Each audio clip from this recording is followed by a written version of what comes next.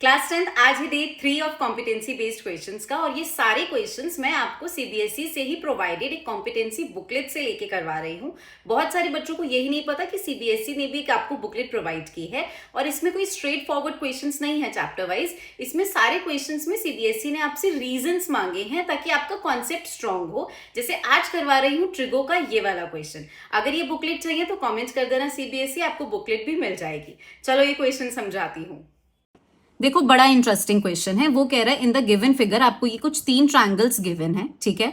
The value of sine A is the greatest for triangle P Q A. वो कह रहा है अगर ये पी क्यू ए जो बड़ा ट्रायंगल है, अगर मैं साइन की वैल्यू निकालूं तो इन तीनों ट्रायंगल से उसकी वैल्यू बड़ी निकलेगी। क्वेश्चन समझ में आया? अब कॉन्सेप्ट समझाती हूँ। बेटा आपको पता है साइन ए होता है परपेंडिकुलर अपॉन हाइपोटेन्यूज। तो अगर मैं इस पहले वाले ट्रायंगल की बात करूं तो वो बनेगा सी ए बाय सी बी बाय सी ए। दूसरे वाले में बनेगा ई डी बाय ई ए जो ये वाला आ रहा है। थर्ड वाला जो बड़े वाला है उसमें आएगा P Q by P A. अब बच्चा क्या देखेगा? बच्चा देखेगा अच्छा सीबी ये है, सी ए ये है और पी क्यू इतना बड़ा है और पी ए भी इतना बड़ा है, तो सिंपल वो कह देगा हाँ भाई इसकी वैल्यू जो है ऑफकोर्स ग्रेटेस्ट होगी। बट ये गलत आंसर है। कॉन्सेप्ट के साथ समझो।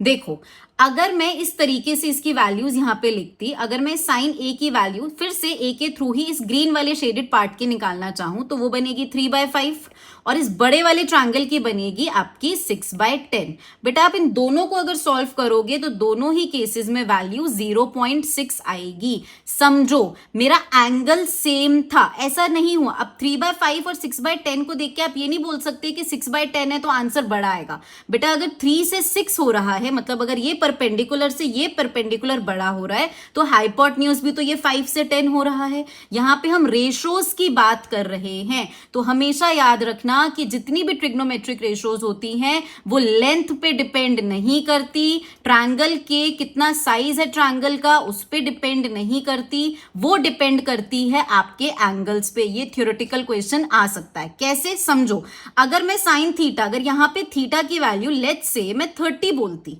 तो चाहे आप कितना भी कोई भी परपेंडिकुलर हाइपोटेन्यूज ले लो 30 डिग्री तो हमेशा 1/2 रहेगा ना।